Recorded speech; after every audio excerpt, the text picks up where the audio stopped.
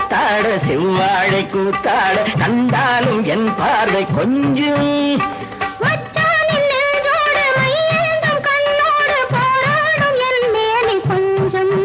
அந்தி மயங்குற நேரத்திலே அத்தங்கரை ஓரத்திலே அத்தை மகள் ஏக்கத்திலே காத்திருப்பேன்